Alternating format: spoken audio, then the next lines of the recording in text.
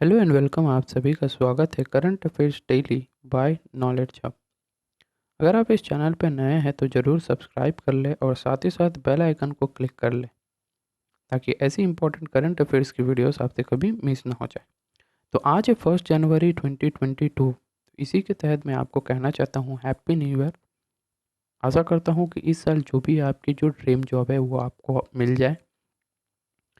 और इसी के साथ साथ एक और बात है कि आज हम 1 जन है तो आज के जुड़ी जितने भी करंट अफेयर्स है वो हम लोग इस वीडियो में बात कर लेते हैं।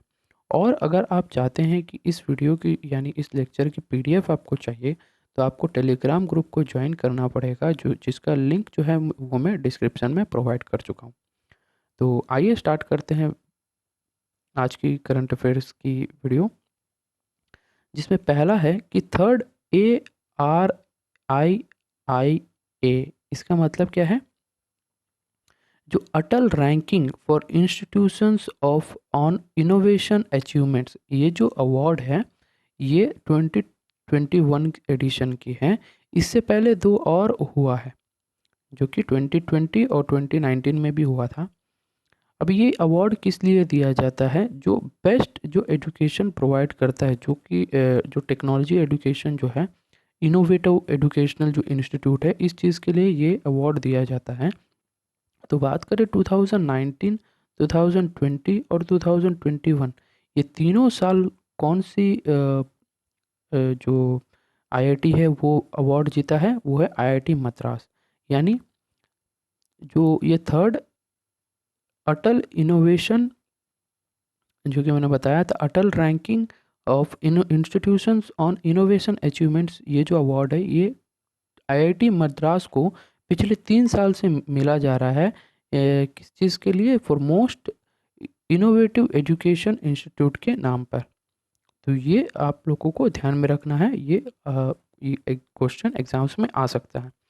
तो बढ़ते हैं अगले न्यूज़ के ऊपर।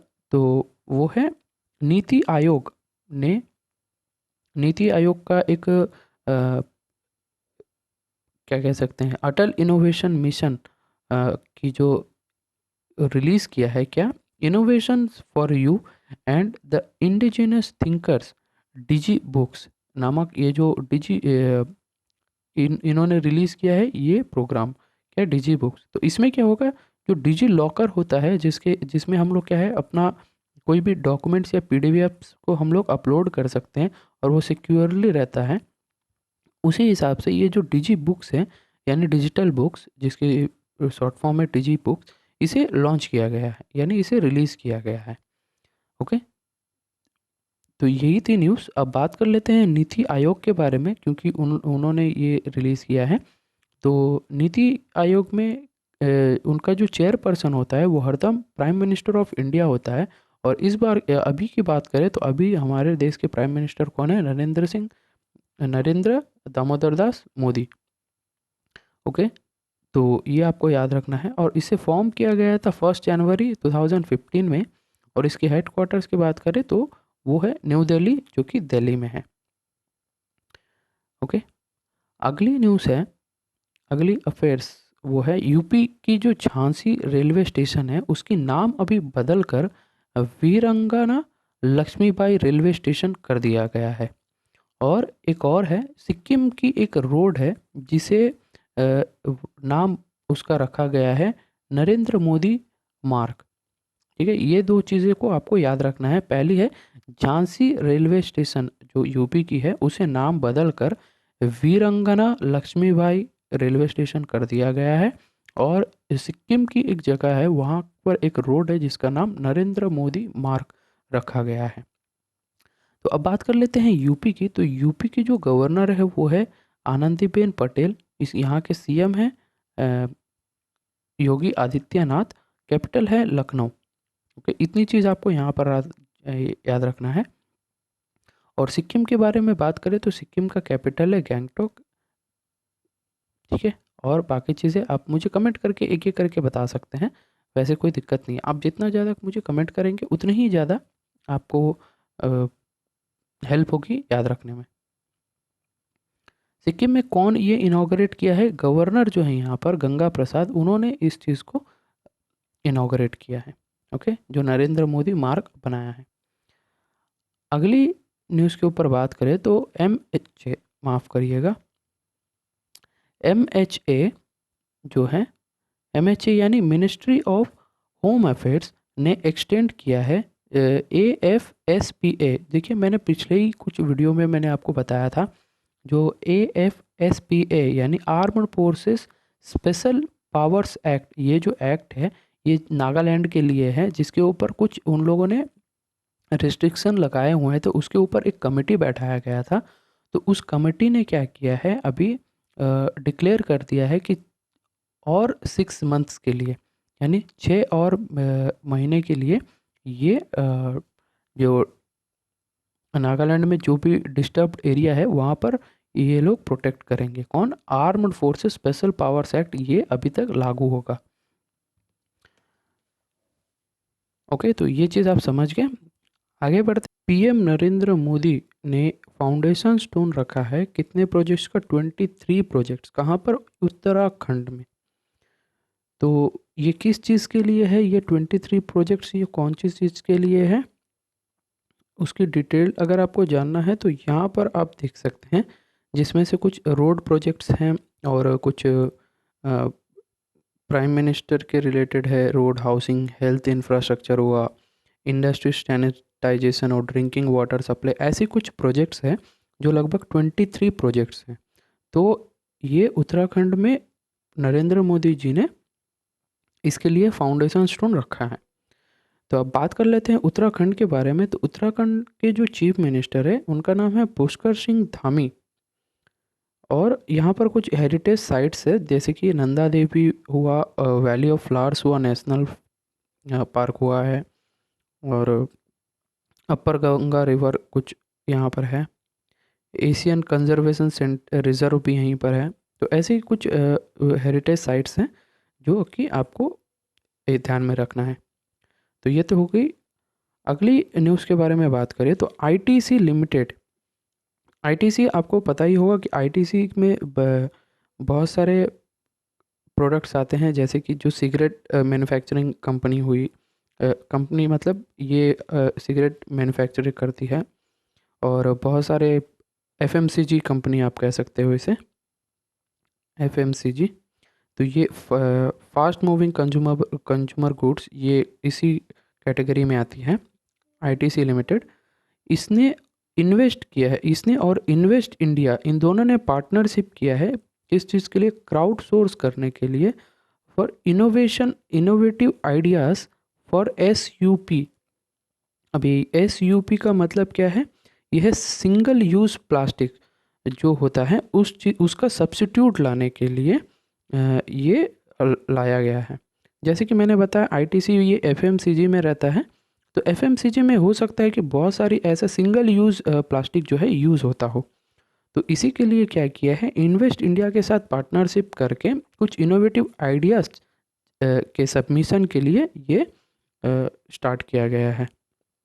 और इसी के साथ साथ ITC PSPD लॉन्च किया है, ITC सस्टेनेबिलिटी इनोवेशन चैलेंज। देखिए, यही चैलेंज है जिसके तहत इनको कुछ आइडियाज़ चाहिए। ओके, तो आप इतना चीज़ समझ गए होंगे। तो अब बात कर लेते हैं ITC के बारे में। तो ITC के जो CMD है वो है संजीव पुरी, इसकी जो हेड क्वार्टर्स है वो है कोलकाता, जो कि वेस्ट बंगाल में है। इतनी चीज़ आपको याद रखना है। ओके, देखिए, सिंगल यूज़ जो प्लास्टिक है इसमें आपको समझ में आ गया होगा, जैसे वन टाइम यूज़ है। जैसे कि आप किसी जूस सेंटर में जाते हैं, वहाँ पर अगर आप जूस कुछ खरीदने चाहते हैं, जब खरीदेंगे तो वो आपको एक ग्लास देगा, जो आप पियोगे फिर उसके बाद उसे फेंक दोगे। तो वो जो प्लास्टिक है वो बहुत ज़्यादा होता है। आप नॉर्मल देखिए, चाय अगर भी पीते हो, कोई भी कप में देता है तो वो चाय भी आप पी के फेंक देते हो। तो वो जो सिंगल यूज़ प्लास्टिक है ना, वो बहुत ही डेंजरस है। आप कोई भी किसी भी किराना शॉप में जाते हो तो वो आपको एक नैपकिन टाइप का देता है, एक नैपकिन यानी एक कैरी बैग टाइप का देता है, जो कि वो बस घर तक आते ही वो ख़त्म हो जाता है। तो ये जो सिंगल यूज़ प्लास्टिक है, इस चीज़ के लिए कुछ, इसके सॉल्यूशन के लिए, इसके सॉल्यूशन के लिए कुछ नया इनोवेशन चैलेंज रखा गया है। किसके किसके साथ रखा गया है? ITC के द्वारा रखा गया है। ओके, तो इतनी चीज़ आपको याद रखना है। अगली बात करें तो इंडिया ने वेलकम्स किया है किसको, इजिप्ट जो कंट्री है ना उसको as a new member of new development bank, जो कि ब्रिक्स की जो न्यू डेवलपमेंट बैंक है इसमें इजिप्ट को अभी नया मेंबर बनाया गया है। पहले बात कर लेते हैं ब्रिक्स के बारे में। तो ब्रिक्स में कितने कंट्रीज आते हैं, 5 कंट्रीज। तो वो 5 कंट्रीज में से पहला कौन है, बी यानी ब्राज़ील, आर यानी रसिया, आई का मतलब हुआ इंडिया, सी यानी चाइना और एस यानी साउथ अफ्रीका। तो इसमें तो हो गए 5 कंट्रीज। अब बात करते हैं ये जो न्यू मेंबर इजिप्ट आया है ये कहाँ पर आया है।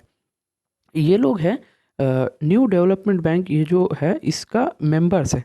तो इसमें इससे पहले और 3 लोग यानी 3 कंट्रीज थे, जिसमें पहले हैं बांग्लादेश, दूसरी है यूनाइटेड अरब एमिरेट्स, तीसरी है उरुग्वे। ये 3 मेंबर्स थे। अभी इसमें कौन ऐड हुआ है, इजिप्ट, यानी टोटल कितने हो गए, 4। तो ये चीज़ आपको ध्यान में रखनी है। अब बात कर लेते हैं इजिप्ट के बारे में। तो इजिप्ट का जो प्रेसिडेंट है उनका नाम है अब्दुल फतह अल सीसी और कैपिटल है चायरो और करेंसी है इजिप्टियन पाउंड। ओके, अब बात कर लेते हैं न्यू डेवलपमेंट बैंक के बारे में। तो इसके जो प्रेसिडेंट है वो है मार्कोस प्रादो त्याजो और इसका इस्टेब्लिशमेंट 2015 में हुआ था, हेडक्वार्टर से शंघाई चाइना में। ओके, इतनी चीज़ आपको याद रखना है। अब बढ़ते हैं अगली न्यूज़ के ऊपर, वो है women less likely to receive कोविड-19 रिलीफ फ्रॉम गवर्नमेंट। ये कहाँ का है, यूएन वुमेन रिपोर्ट के तहत ये बताया गया है। देखिए ये न्यूज़ उतनी इम्पोर्टेंट नहीं है, यानी एग्ज़ाम्स के लिए इतनी इम्पोर्टेंट नहीं है, बट आप चाहे तो इसे पढ़ सकते हैं। बट हाँ एक चीज़ ध्यान रखिएगा, ये जो एम्पावरमेंट ऑफ वुमेन यानी यूएन की जो ये प्रोग्राम है इसका टाइटल पूछ सकता है। अगर आपको याद रखना है यानी कीवर्ड की तरह आपको याद रखना है तो आप याद रख सकते हैं। वो टाइटल है women and girls left behind.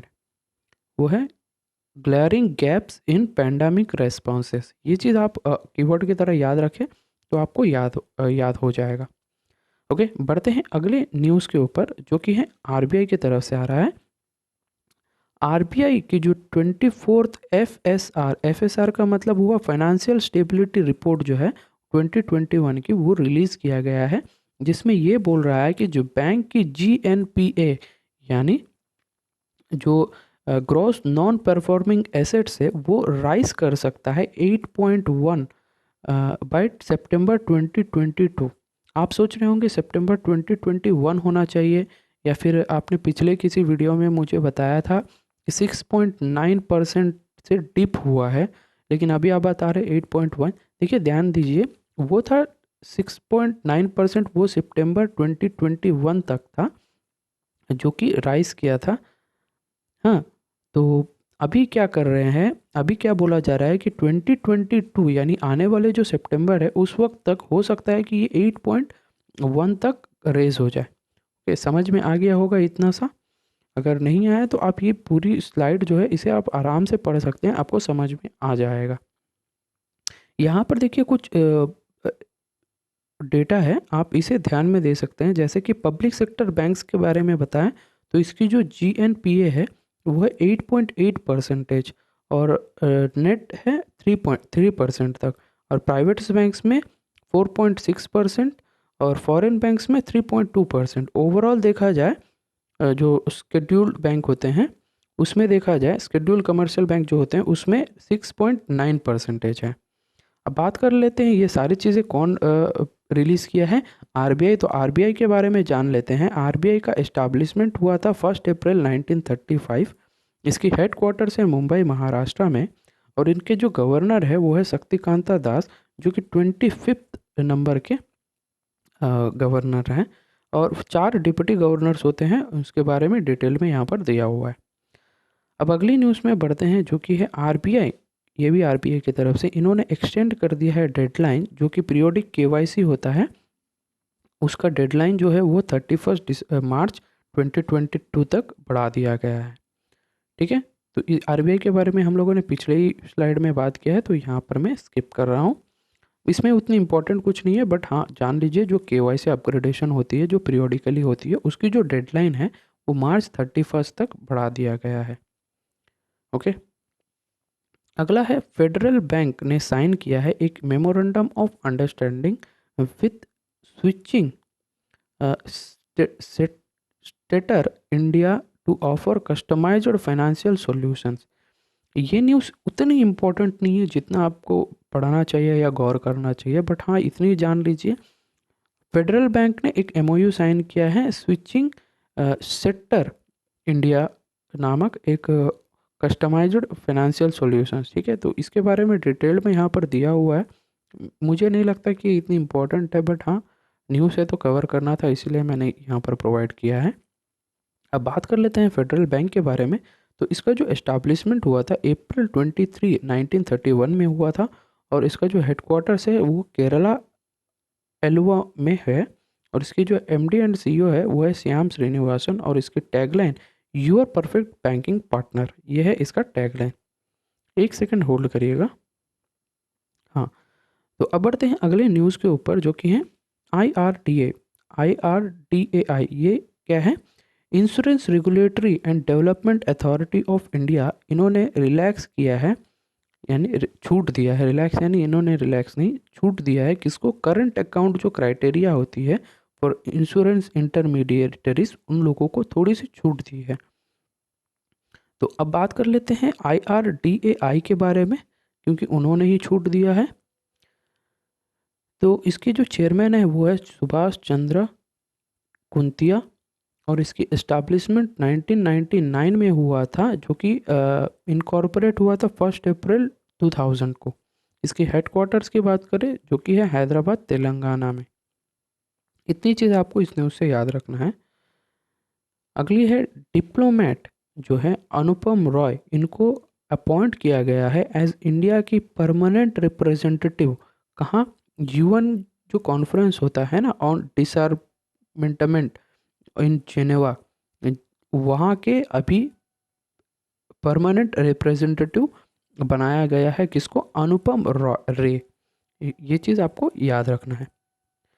Okay, अगली न्यूज़ के बारे में बात करें तो न्यूजीलैंड के एक क्रिकेटर हैं रोज टेलर, इन्होंने कंफर्म किया है रिटायरमेंट फ्रॉम इंटरनेशनल क्रिकेट।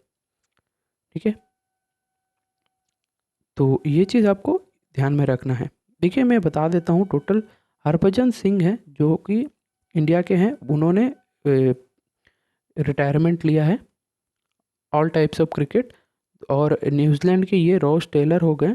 आने वाले कुछ वीडियोस में हो सकता है कि मैं बता दूं। देखिए अभी तो हम लोग बैकवर्ड में चल रहे हैं, तो करंट अफेयर्स तो मैं डे बाय डे बना रहा हूँ, तो आने वाले दिनों में और 2 लोगों का मैं नाम लूँगा जिन्होंने क्रिकेट से रिटायरमेंट लिया है। ठीक है, तो फिलहाल के लिए आप याद रखिए हरभजन सिंह और न्यूजीलैंड के रोस टेलर।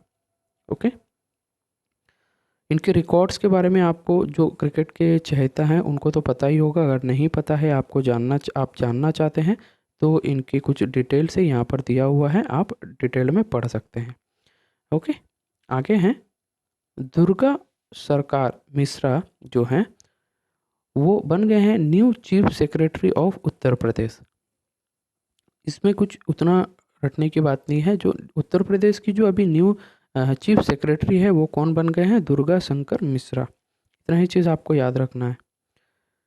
ओके, पढ़ते हैं आगे। वो है उड़ीसा ने लॉन्च किया है डिजिटल लाइफ सर्टिफिकेट, किसके लिए? पेंशनर, जो लोग पेंशन उठाते हैं ना उनके लिए डिजिटल लाइफ सर्टिफिकेट ये लॉन्च किया है। कौन सी गवर्नमेंट? उड़ीसा की गवर्नमेंट ने। ओके, इतना चीज़ आपको याद रखना है। अब बात कर लेते हैं उड़ीसा की। तो उड़ीसा का जो गवर्नर है वो है गणेशी लाल, और यहाँ के जो चीफ मिनिस्टर है नवीन पटनायक। इतना चीज़ आपको याद रखना है। ठीक है, इसी के साथ हम लोग कंप्लीट करते हैं 1 तारीख का यानी 1 जैन का करंट अफेयर्स। और अगर आपको ये वीडियो अच्छी लगी है तो लाइक करें, और साथ ही साथ जो भी ज़रूरतमंद लोग हैं उनको शेयर करें।